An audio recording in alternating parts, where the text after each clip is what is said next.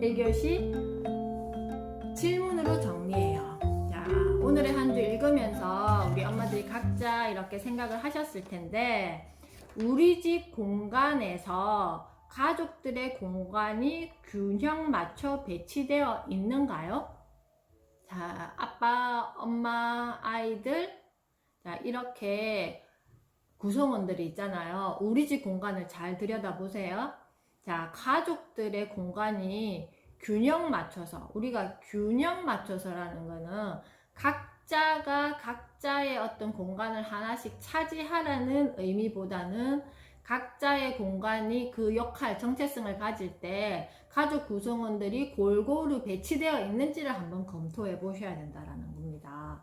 그리고 균형 맞춰 배치는 어떻게 해야 되는가요? 방금 제가 말씀드렸던 것처럼 어떤 특별한 한 공간씩 내 방에 있어야 돼, 이런 개념도 물론 중요하지만 그게 여의치 않을 때는 내가 그 어떤 내 물건, 뭐 옷이라든지 아니면 내가 잠시 쉴 곳이라든지 아니면 책을 볼 공간이라든지 뭐 음악을 들을 공간이라든지 뭐가 됐든 그 공간 속에 갔을 때는 내가 주인이다 라는 이런 느낌을 받는 공간. 그래서 뭔가 특별하고 거창한 거가 아니어도 돼요. 저도 말씀드렸잖아요. 예전에 저의 공간은 주방에 제가 있는 공간에 메모지도 두고 책도 두고 여러 가지 작은 어떤 사용 안 하는 공기계라 그러죠. 핸드폰, 휴대폰과 블루투스 스피커와 이렇게 딱 세팅해두고 거기 가면 저의 안식처가 되는 거예요. 그래서 그런 것처럼 뭐가 됐든 우리 가족들의 공간이 균형 맞춰 배치를 되어 있는지 한번 한 명 한 명을 딱 생각하면서 공간의 비중이 어떻게 되어 있는지, 공동 공간을 포함해서 어떻게 되어 있는지 한번 잘 생각해 보세요. 그리고 정말 공동 공간에서는 누구나 그 속에 들어가도 편안하게 그 공간을 활용할 수 있는지. 그죠? 보통 가정에서는 거실에 뭐 소파나 텔레비전이나 아니면 아이 장난감이나 뭐 이렇게 기본적으로 아니면 책꽂이나 이렇게 배치되어 있잖아요. 그러면 그 공간에 우리 가족들의 활용 빈도라든지 이런 건 어떻게 되어 있는지도 한번 검토해 보셔야 된다는 거예요. 그래서 아빠 공간, 혹시 우리 엄마들이 이제 봄맞이를 해서 아니면 이사를 가거나 했을 때 가장 머릿속에 먼저 두는 공간이 어디예요? 주방? 거실? 아이방? 어때요? 내가 뭔가 공간을 변경하려고 했을 때 뭐가 어떤 이유였던지 간에 했을 때 가장 내 머릿속에 크게 비중을 차지하는 공간이 어디였던 것 같아요? 그래서 혹시나 거실, 가족들이 항상 공동공간, 침실, 또 어때요? 뭐가 됐든 내가 항상 머릿속으로 생각하는 거, 거실에서는 거실이라고 말씀하신 우리 한유리 엄마는 또 그 나름대로 뭔가 스토리가 있을 것이고, 우리 침실이라고 말씀하셨던 우리 하민이 엄마는 또 그 나름대로의 스토리가 있을 거예요. 그래서 혹시 내 머릿속에서 침실을 했을 때 누구를 염두에 두고 했는지, 혹시 아빠의 공간을 나는 제일 우선으로 항상 생각한다. 여기 우리 엄마들 중에서 나는 공간을 배치할 때 항상 아빠의 공간을 제일 우선으로 생각했어요. 아니면 엄마의 공간, 우리 엄마의 공간은 내일 또 자세하게 또 이야기할 거예요. 그래서 질문으로 정리해요는 우리 집 공간에서 가족들의 공간이 균형 맞춰 배치되어 있는가 한번 잘 살펴보시고요. 균형 맞춰 배치는 어떻게 해야 될까도 한번 고민해 보셔야 될 거고, 아빠의 공간 고민해 보신 적이 혹시 있으신가요? 자, 그래서 만약에 없으실 것 같아서, 있을 수도 있고 없으실 것 같아서 오늘 주제는 책 이야기로 정리해요에서 우리 또 아빠의 공간을 한번 이야기해 보려고 합니다. 책 이야기로 정리해요. 페이지 52페이지입니다. 오늘 주제는 아빠들이 일찍 오고 싶어 하는지. 제가 아까 이렇게 해서 주제를 던졌더니 어떤 분이 저한테 그러더라고요. 아빠들이 늦게 들어오고 싶어 하는 집은 어떤 집일까요? 하면서 농담 반 진담인지 농담인지 저한테 이렇게 메시지가 왔던데, 자, 페이지 52페이지입니다. 집안 공간을 구성하거나 바꿀 때도 아이들 위주, 엄마 위주인 경우가 많죠. 그런데 이게 너무 한쪽으로 치우치면 소외되는 사람이 생길 수 있습니다. 가족 모두가 집에서 충분히 만족스럽고 행복하려면 균형이 맞아야 합니다. 다시 말해, 가족 구성원 각자의 개인적 공간이 적절하게 확보되어야 합니다. 자, 오늘은요, 균형이라는 말을 제가 좀 많이 사용할 것 같습니다. 마차가 이렇게 굴러갈 때 어때요? 바퀴의 크기가 밸런스가 맞아야지만 마차가 제대로 이렇게 그 리듬을 타면서 굴러갈 수 있겠죠. 마찬가지. 우리가 보통 아이들이 성장함으로써 아이들의 성장 속도에 맞춰서 공간을 성장시키려고 하기도 하고, 우리 집 물건들이 그렇게 또 성장되기도 합니다. 그리고 냉장고를 한번 딱 들여다봤을 때 우리 가족들이 비중에 맞춰서 냉장고에 뭐 먹거리가 배치되어 있는지도 한번 잘 보세요. 그리고 우리 집 공간도 마찬가지.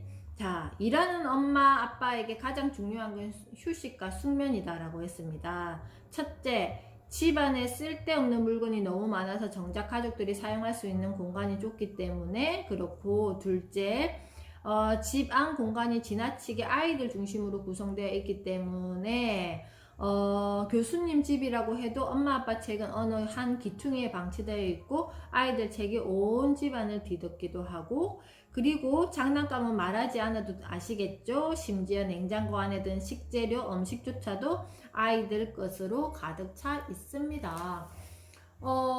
우리가 마트를 갔을 때 한번 생각해 보세요. 보통 먹거리를 사기 위해서 마트를 가잖아요. 그렇게 했을 때 가장 중심적으로 사는 먹거리가 뭐라고 생각하세요? 누구를 위한 먹거리? 우리가 장을 볼 때 애들 간식.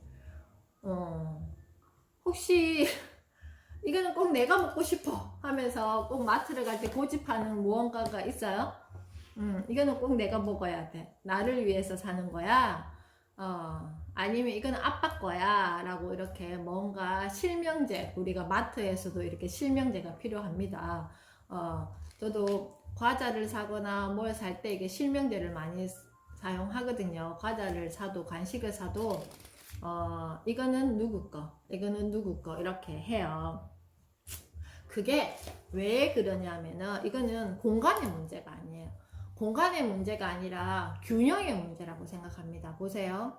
저도 어떻게 보면 제 공간이 되게 협소했었고 저의 공간이 별로 없었어요. 그래서 정말 편안하게 이렇게 쉬고 싶은데 그냥 계속 이렇게 가족들에게 시달리기도 하고 직장에서도 또 힘든 일도 있고 이러니까 집에 오면 그냥 아무 걱정 없이 편안하게 쉬고 싶은데 그럴 공간이 없었어요. 그런데 제가 작년에 이렇게 재작년에 집을 이렇게 정리하고 고치고 하면서 정말 온전히 저 혼자만을 위한 방이 하나 생겼어요.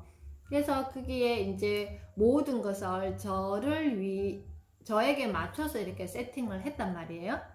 그러니까 저도 일하는 엄마잖아요. 그러다 보니까 이제는 정말 저가 어떻게 보면 가족들에게 위로받는다는 느낌을 받았어요. 제가 충분히 그 공간에서 저의 리듬에 맞춰서 생활을 할 수 있다 보니까, 그리고 제가 정해놓은 시간대로 그 공간에서는 이렇게 뭔가를 할 수 있다 보니까 어떤 마음이 들었냐면은 가족들로부터 뭔가 보상받는 느낌이 들었어요. 특히 남편에게, 그리고 아이들에게도 마찬가지. 그러면 제가 그런 느낌이 들었을 때 어떻게 했을까요? 막 가족들에게 막 짜증내거나 그렇게 했겠어요? 아니죠. 오히려 내가 더 에너지를 여기에서 더 생산해서 어떻게 해주고 싶다, 가족들을 위해서 사용하고 싶다라는 마음이 더 생겼어요.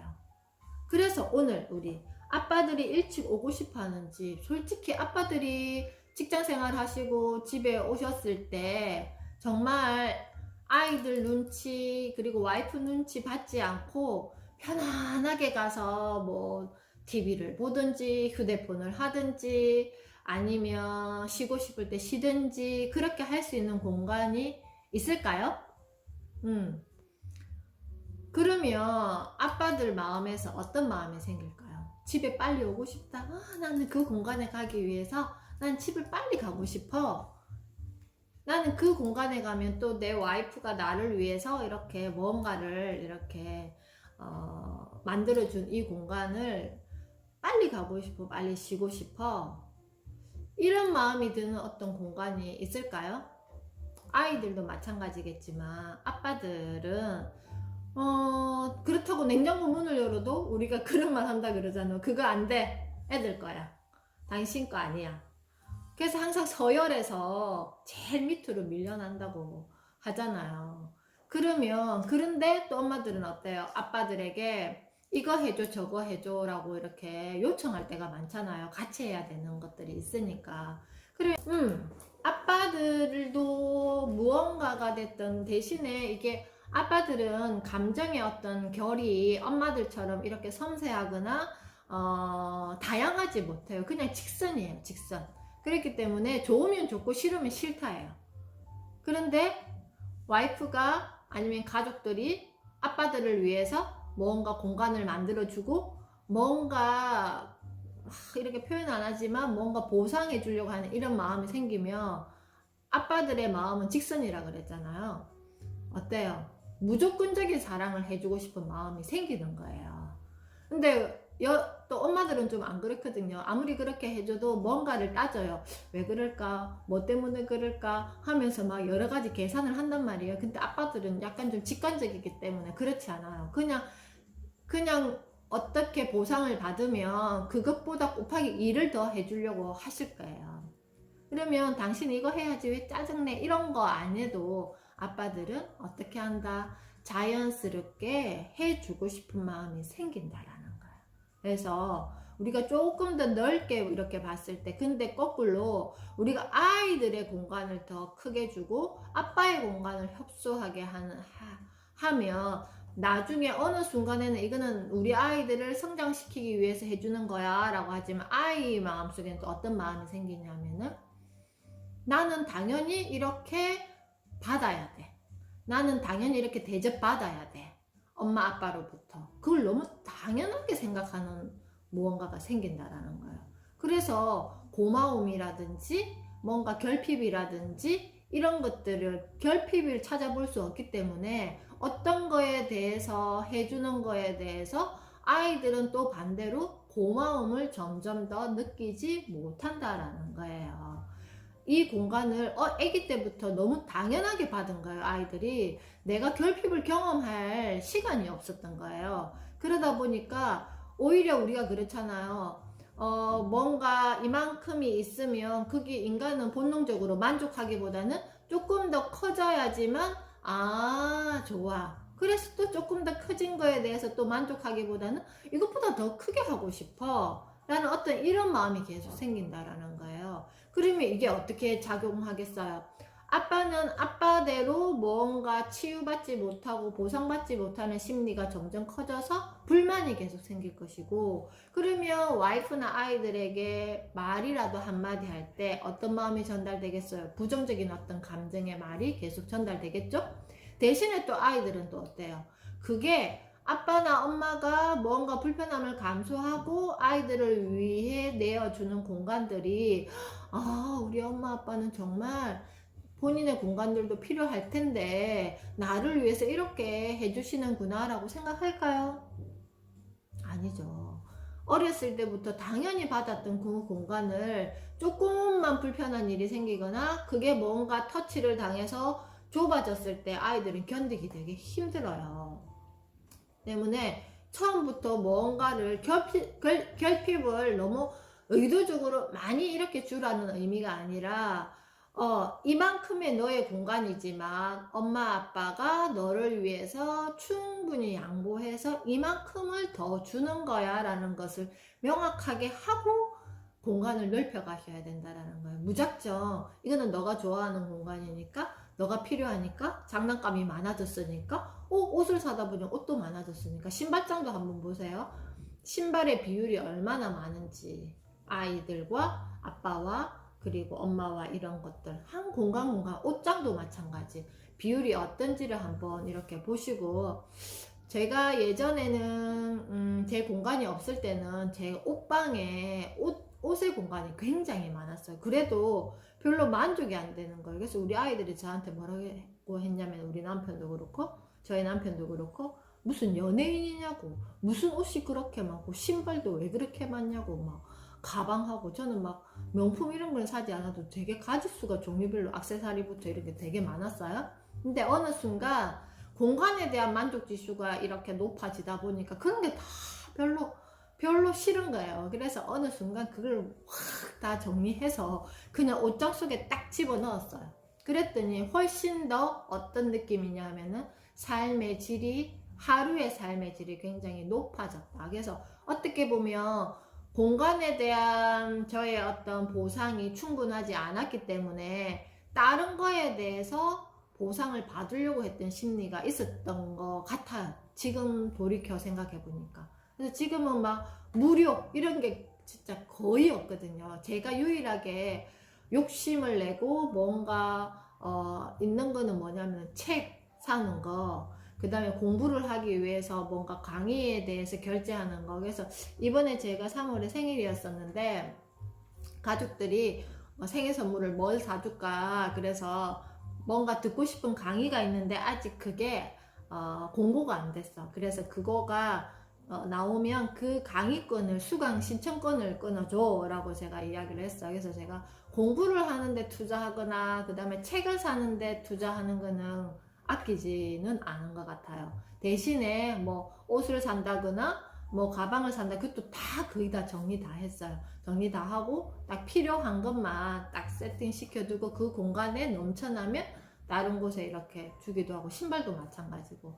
그래서 아빠들도 마찬가지일 것입니다. 그래서 선생님 너무 하시는 거 아니에요? 아빠도 있지만 저도 있단 말이에요. 엄마들은 어떻게 하시라고요? 하시는 거는 내일 제가 또 해결해 드리도록 하겠습니다. 그래서 책 이야기로 정리해요는 오늘은 아빠 편으로 준비해 보았습니다. 아빠들이 일찍 오고 싶어 하는지, 공간의 밸런스를 잘 맞춰야 된다. 그리고 아빠에게도 충분한 보상을, 이렇게 공간에 대한 보상을 해 주시면 오히려 곱하기 2배로 가족들을 위해서 아빠는 그 에너지를 쓰실 것이다 였습니다.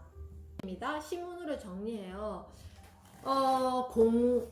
제가 요즘에 인상 클리닉이라는 책을 이렇게 매일 한 챕터씩 보고 있는데, 거기에서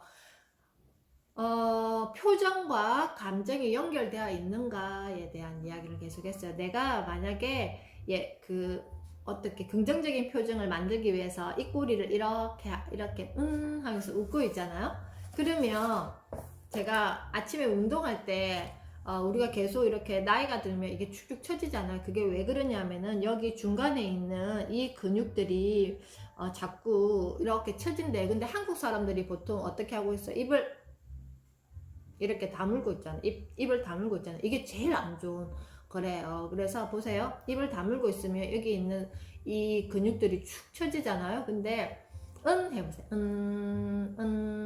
하면 여기가 좀 만지면 탱탱한 느낌이 들 거예요. 그래서 항상 우리가 이라는 이 표정으로 계속 있으면 이 근육을 살릴 수 있다고 합니다. 그래서 노화를 예방하는 게 이렇게 의 표정을 많이 지으라고 하는데, 제가 아침 운동을 하면서 이불로 을 계속 하고 있어요. 그러면 했을 때의 느낌과 했을 때는 제 감정이 다름이 느껴진단 말이에요. 그것처럼 이 공간에 대한 것도 나의 어떤 감정을 지배하기도 합니다. 공간이 잘 정돈되어 있거나 이렇게 하면 내 감정도 어때요? 좀 편안하고 뭔가 정돈되어 있기 때문에 그 속에서 그 다음에 나는 뭘 해야 될지에 대한 어떤 발전적인 어떤 이게 나오는데, 그렇지 않았을 때는 내가 그 다음에 뭘 해야 되지에 어떤 한 걸음 더 나가기가 힘들다고 저는 생각합니다. 근데 지금은요, 오늘 제가 신문에서 읽어드릴 주제는요, 온라인으로 공간 체계가 이동을 했잖아요.